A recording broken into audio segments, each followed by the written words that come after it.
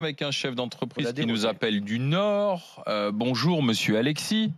Bonjour, Vous bonjour à nous tous. appelez de Warmbrechy, c'est ça? De Vambrechy, oui, dans le Nord. Vambrechy, pardon d'avoir mal prononcé. Le chef d'entreprise que vous êtes, comment va-t-il appliquer cette règle du masque en Eh ben, entreprise? le chef d'entreprise que je suis ne va pas l'appliquer du tout. Ah bon? Je suis pour la responsabilité individuelle de chacun. C'est ce qui aurait dû être fait depuis le début de cette épidémie. Chacun, en fonction de sa fragilité, se met en protection ou non, porte le masque ou non. Déjà, l'État intervient beaucoup dans nos entreprises. Moi, je suis dans mes locaux privés avec mes salariés. Et mes salariés, je leur imposerai rien. S'ils veulent porter le masque, ils porteront le masque.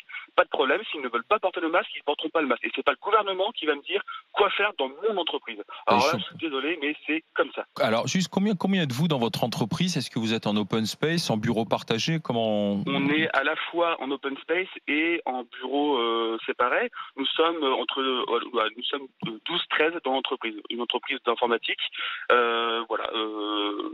J'imposerai à personne de porter le masque. D'accord, donc vous leur dites c'est de votre responsabilité parce que c'est se protéger à l'intérieur de l'entreprise, mais c'est surtout pas ramener le virus à la maison ou aux personnes fragiles, Alexis, c'est ça. Mais juridiquement, quelle est la responsabilité de ce chef d'entreprise? Normalement, l'employeur a une obligation de sécurité de résultat vis-à-vis de ses salariés. Donc si Alexis a un salarié qui attrape le Covid et que cette personne montre qu'elle l'a attrapé dans son entreprise, c'est lui qui sera responsable.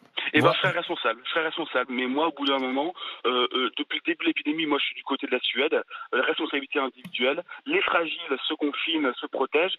Ceux qui ne sont pas concernés par un excès de mortalité de cette maladie vivent normalement. Moi, cette épidémie m'a fait beaucoup de mal au moment du confinement, beaucoup de mal. Vraiment, j'ai passé de très mauvais mois. Il y en a ras-le-bol de cette épidémie. Encore une fois, sur RMC, on en parle ce matin, etc. On ne devrait plus en parler. C'est pas plus grave qu'une grippe.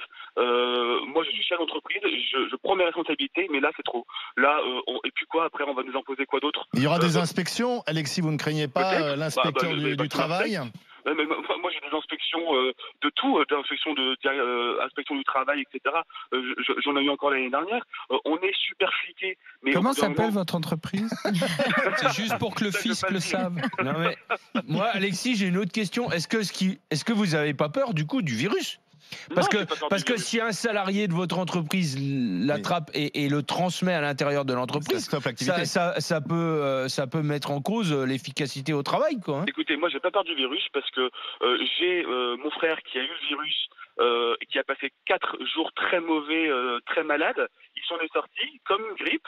Et moi, quand je vois ma grand-mère, mon grand-père, que je vais les visiter, ou alors que je vais visiter ma tante qui a des problèmes respiratoires, je respecte les gestes barrières.